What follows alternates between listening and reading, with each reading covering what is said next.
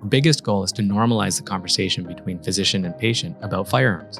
This is purely a safety issue, a public health issue. And to date, very few physicians ask questions related to guns. And if we can pull it off, which I really think we can, it is going to be a paradigm shifting kind of conversation that will hopefully change the landscape across the country. Hello, this is Rob Hoyle, and thank you for tuning in to Northwell Health's 20-Minute Health Talk, where some of the brightest minds in healthcare help us break down the latest news and developments. I'm alongside my co-host, Chris Gazewski, and our special guest today, Dr. Chethan Sathya. Dr. Sathya is a pediatric surgeon at Cohen Children's Medical Center, and he's also the director of Northwell Health Center for Gun Violence Prevention. Thank you so much for joining us today. People, when they think of crisis, healthcare crisis, they think about the pandemic, but we have another crisis we're facing, and that's gun violence. Absolutely. And I really want to thank you for having me today. As we've all seen, gun violence has kind of escalated beyond control in this country. It's been one of our major public health issues over the last many, many decades. And I think it's easy to forget about that. You know, it's just as important as COVID for us to deal with. You got a pretty big event coming up, don't you? Yeah. Here at Northwell, we're having our second annual Gun Violence Prevention Forum, December 10th. It will be a virtual event. We have a number of big speakers there. Mayor Bloomberg, Gabby Giffords, and a number of other folks are going to be speaking. We have panels focusing on a range of issues, from cross-sector advocacy to the role of healthcare systems in gun violence prevention, to gun violence in communities of color. So it's going to be a great event, and I hope everyone can join. Let's stop on that just for a second. The communities of color, tremendously impacted by COVID-19. Also tremendously impacted historically by gun violence. What are we going to bring to the table there at the forum? I think it's one of the most under-discussed issues. When we talk about gun violence, we rarely focus on communities of color, but you're absolutely right. They are disproportionately affected. And I think there's a lot we have to learn in healthcare as to what our role is when it comes to gun violence in those communities. We often fixate on safe storage, other issues around firearm safety. But again, rarely do we talk about gun violence in communities of color. So we have a lot to learn as a healthcare system and other hospitals across the country. So I'm hoping that kind of inspires some discussion of how we can help bridge that gap. Among the rock star lineup we have at the upcoming forum is Erica Ford. And, explain who Erica is. Yeah, so she's going to be one of the leads on the Gun Violence in Communities of Color panel. And she's really a remarkable individual. She really developed the crisis management program for New York City around gun violence. She is a CEO of an organization called Life Camp as well, that really works in these neighborhoods on the ground with the youth to prevent gun violence, prevent injuries, counsel them, provide them with other resources, because we know this is a multifactorial issue. And, she's really doing that hard frontline work. So we're very happy to have her perspective on this panel. And we will also have a number of other folks, including Dr. Andre Campbell from UCSF, who's built a very robust hospital-based violence intervention program, which really bridges the gap between hospitals and community. So we very much look forward to learning from that. Yeah, some people say, why is healthcare getting into this? This is not your lane. And some other people are saying, wait, healthcare should have been involved in this years ago. Yeah, we are always very clear. We consider this a public health issue. Gun violence, firearm safety is a public health issue. This is not about the Second Amendment. There's no interest to take away firearms, right? This is just about combating something that is very much in our lane. We see a lot of the patients with injuries, and we also have an opportunity to prevent those injuries when they come to see us in the emergency department or at primary care visits. So I do think this is our lane, and I see no reason why we can't take a public health approach to this, similar to coronavirus. So that really was the theme of the first forum, where we identified that this is healthcare's lane. It is a public health crisis. It is a public health issue. What has happened since that forum? Talk about the momentum that Northwell's had. It would be an understatement to say that there's been tremendous momentum. After Michael Dowling, our CEO, really took a stance on this issue, it reverberated across the entire healthcare industry nationally. And that is because he is one of the first healthcare CEOs that was willing to take a stance on this when it comes to gun violence. And what that provided us is really top-down buy-in on this issue and the ability to tackle gun violence as a health system like no other place in the country. And many, many things have happened since that time in last year. We've got $1.4 million from the NIH for a big study. We were fortunate to get the first round of that congressional funding, which is, a big achievement. That research in itself is actually going to be supporting our We Ask Everyone firearm campaign, where we are going to ask all patients who come into our emergency departments questions around gun safety and counsel them around firearm safety, and also identify folks who are at increased risk of gun violence in their communities and pair them up with different resources. So that type of study, universal screening, has never been done in the country. And the only reason we can do that is because we have that top-down buy-in.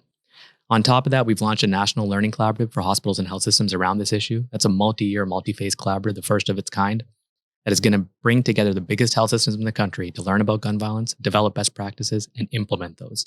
So we really think that is going to uniquely position the healthcare industry to combat this issue and really figure out, what they should be doing in this space. Because right now, a lot of folks just don't know. Yeah, and that NIH grant, the We Ask Everyone campaign, it mirrors what we've done with SBIRT, and SBIRT is more for substance misuse. From my understanding, it has worked incredibly well. So kudos to you guys for getting that. And what do you anticipate seeing from that? The data that we're going to collect from that is going to be very far-reaching, right? So again, because this has never been done before, we are going to get all kinds of data from, who are those who are actually at risk, because we're going to ask everyone about this question. We're going to get a lot of data about the interventions that we actually give, the counseling that we give. Does it make a difference once these folks go home? And not to mention, our biggest goal is to normalize the conversation between physician and patient about firearms. This is purely a safety issue, a public health issue. And to date, very few physicians ask questions related to guns. Even though the vast majority of patients we know are totally okay with us asking those questions. There's a lot of barriers to this. So the implementation of this type of campaign is what really interests the NIH. And if we can pull it off, which I really think we can, it is going to be a paradigm shifting kind of conversation that will hopefully change the landscape across the country. Couldn't have come at a better time. We're seeing historic highs in gun violence across the country, including our, urban areas like New York City, Chicago. Talk about that a little bit, and what does it mean right now? I think this has always been an important issue for the country. I really firmly believe this is probably our major public health issue for the last decade. COVID has, of course, made it worse. I think there's a multifactorial etiology to why the gun violence spikes we're seeing are there. I think it's too early to tell what the true cause of that is, but people are suffering from COVID, whether it be economically, mentally, and so on. There are a lot of stressors going on right now. And I think it is, again, bringing gun violence to the forefront. So I think it's extremely important to deal with now. And I think it's very important that we don't let up even after COVID disappears, because this will remain our major public health issue. Yeah, and you're uniquely positioned yourself. You see these on the front lines, having trained in Chicago, and you're a pediatric trauma surgeon at Cohen. It's got to be gripping you to see this. It really is. This is an issue that's very close to my heart. I actually am a Canadian. I trained in Canada, and then I did my fellowship in Chicago. And when I got to Chicago, it was really a big eye-opener for me. I dealt with quite a few bullet wounds actually in Toronto, Canada. So I was already kind of very passionate about this issue. But in Chicago, I was having to pull bullet after bullet out of young babies, many of which didn't survive. And having that discussion with parents that their child has now been killed, and this was a largely preventable issue, over and over again takes a toll on all of us and really makes us want to do everything we can to solve this issue. So I was very fortunate to kind of get here at Northwell right when Mr. Dowling took a stance on this issue. And that's why I'm so passionate about it. It was kind of a bold move for Michael Dowling, the president and CEO of Northwell Health, to take this stand. And, and now you have this NIH grant and you're looking for buy-in from other health systems and hospitals. How has that been now that the ice is broken? Have more people been wanting to get on board?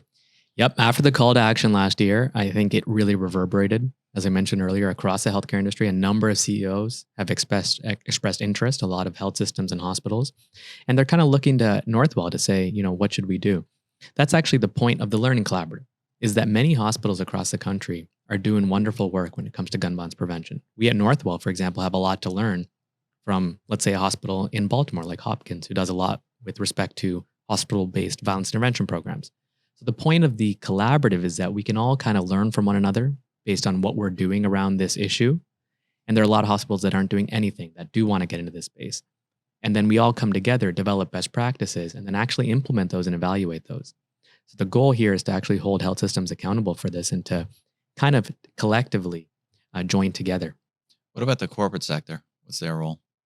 I feel like it's going to take everybody working as one to really make a difference here. Yeah, I think there's more and more buy-in from the corporate sector, as we've seen with different companies like Levi's, PayPal. and many, many others. And I think whether it be social justice issues or gun violence, a lot of the corporate sector is getting engaged. And I think healthcare needs to follow suit, right? At the end of the day, a lot of the healthcare industry in America is corporate. And I see a lot of similarities in buy-in, but also reluctance, right? There still are a lot of hospitals and health systems that don't want to necessarily commit to doing anything. And again, the collaborative is just about talking. That is the starting point. And that is kind of the only thing we can do at this point because people are still weary. And so I think it's about the journey and how do we bring everyone along. And I agree with you, the corporate sector needs to be behind this as well. Yep. Politicians too. I mean, red flag laws, everything's going to add up, right? Yep. And, politicians are really, really needed to back us up in healthcare and the corporate sector to continue to put pressure on all of us to kind of move this agenda forward, right? And so this issue, again, is not political. This is about firearm safety. This is a public health issue. But we need politicians as well to support us in considering this a public health issue. So I think we're looking forward to, welcome kind of change when it comes to that viewpoint. Yeah, viewpoints are, it's interesting what we saw with COVID, right? And then there was protests and everything else. And what was really interesting in this time, which almost seems unfathomable, that there was lines for gun stores and ammunition. And there was points where ammunition was running out, which was kind of scary. Like all of a sudden people were flocking to buy guns. So how do we change that type of mentality? That's a great question and a major, major problem, right? The surge in gun sales is exponential during COVID. And most of those folks are first-time gun owners. So they don't really know much about firearm safety. So we are very concerned there's going to be an uptick in accidental shootings. Not only that, but the mental health toll here from COVID and the uptick in suicide that is inevitable as well. So I think that's a very big concern, hence the importance of the firearm safety angle here. How to store your weapon, locked, unloaded, and so on. And I think part of that is that education. I think education is the most important thing. Switching up our segments, we do a segment called Off Your Chest, where we're going to give you an opportunity to let us know what's really, really eating at you, especially for this particular issue. What do you want to get off your chest?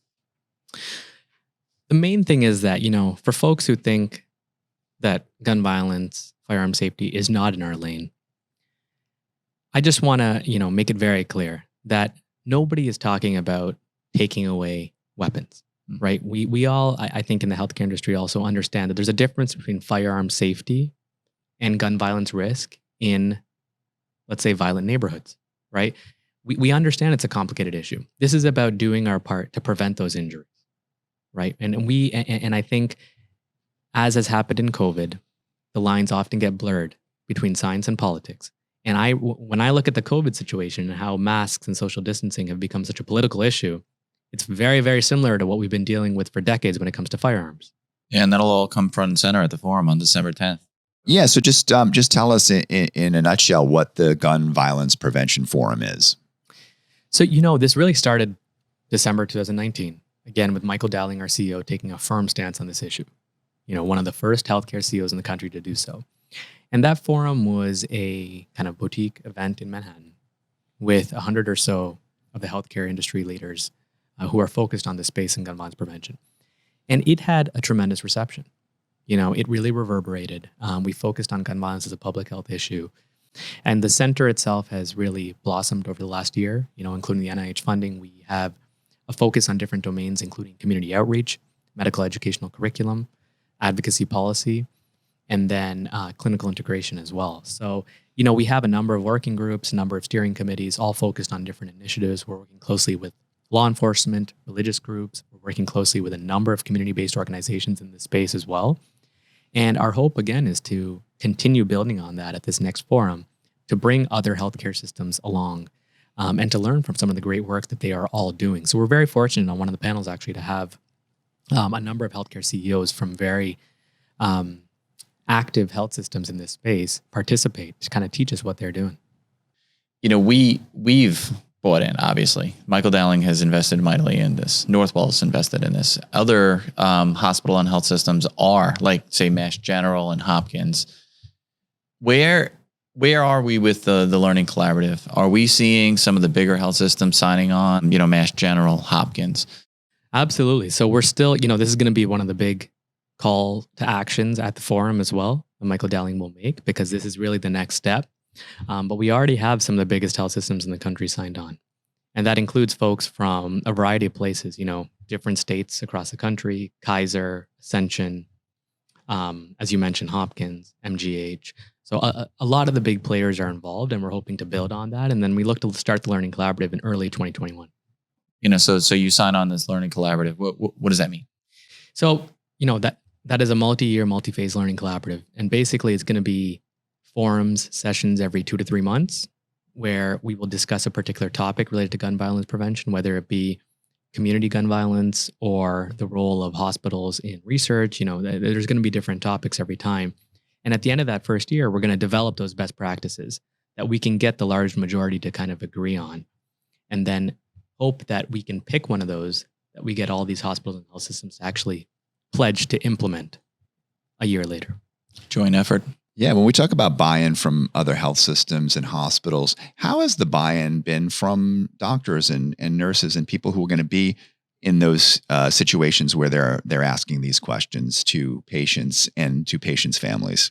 Great question. That's actually a big part of the research that we're going to be doing as we implement our project here in Northwell, is to find out what is that buy-in, right? Because there are, some other thoughts on whether or not we should be asking these questions, and that's okay.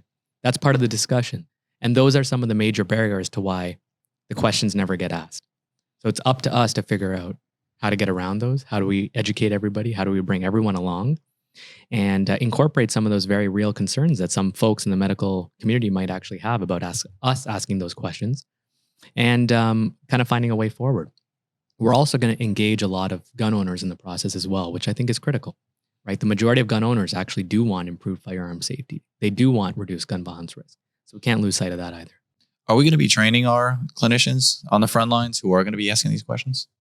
That is a big part of the research, is that first we have to educate the workforce, because most people don't know how to discuss this issue. And that also includes being comfortable with the actual mechanics of a firearm, being able to handle certain questions back from the patient. So the education is a big, big part of this. Yeah, and you touched on it before. I think the mental health aspect of everything really coming to a head at once. COVID, people are at home. I mean, that's probably the reason why we're not seeing as many mass shootings as we were. And it really pains me to say that, but the mental health is first and foremost has to be a big piece of this. Oh yeah, the behavioral health department is a massive part of this undertaking, and I think a big part of any undertaking from any hospital or health system in the country that does this work. And they're very much ingrained in the process. They already do a lot of this counseling, actually targeted with folks who are at risk, let's say, of suicide, that come into the emergency department, right? So we're leaning on them quite a bit to tell us what they've learned from that experience and how we can expand that to everybody else. I think it's great to get gun owners involved, bring these people in too, make it not a polarized issue, get everybody to the table, get everybody talking about it. Yep, absolutely. Yeah, this is not this should not be a polarizing issue. And gun owners are a huge part of our success on this. So I think, they'll be critical to us actually having those conversations, teaching us about what we should be asking, and how to talk about this in an educated manner. How do we engage with them? We have contacts at a variety of different shooting ranges, different organizations that focus on responsible gun ownership. There's also a big contingency of physicians who own guns as well, who are going to be very engaged in this process that we have access to. So those are all resources we are going to use. Dr. Sathya, thank you so much for joining us today. We learned so much. We're looking forward to this gun violence prevention forum that's coming up. We always like to end on a positive note. What gives you hope? What gives me hope is the fact that, Americans really, despite what the media portrays and so on, being a Canadian who now lives here, notice that Americans really do look out for each other. They do want their communities to be safer. And I think that often gets lost in the debate, right? Everybody has their own pressures. The issue of gun violence, firearm safety is a complicated one. And so when I actually have conversations with folks who are on both sides of the debate, that's what really inspires me and gives me hope. And I think that we've already come a long way. When you look at research funding that's been released for gun violence, it's just going up and up and up. This is becoming an issue over and over again that people are focusing on, corporate sector, healthcare industry, and so on. So I think that all gives me hope. And I think that we are on the right track, even though at times it seems like we're not. Yeah, I guess just like you said, just the fact that we're having the conversation and we're continuing to have the conversation is all good. Dr. Sathya, thank you so much for joining us today. And for everyone out there, thanks for tuning in to 20-Minute Health Talk. Have a great week. Get more expert insights from some of the leading voices in healthcare today. Subscribe to 20-Minute Health Talk on Podbean, Spotify, iTunes, Stitcher, and wherever you get your podcasts.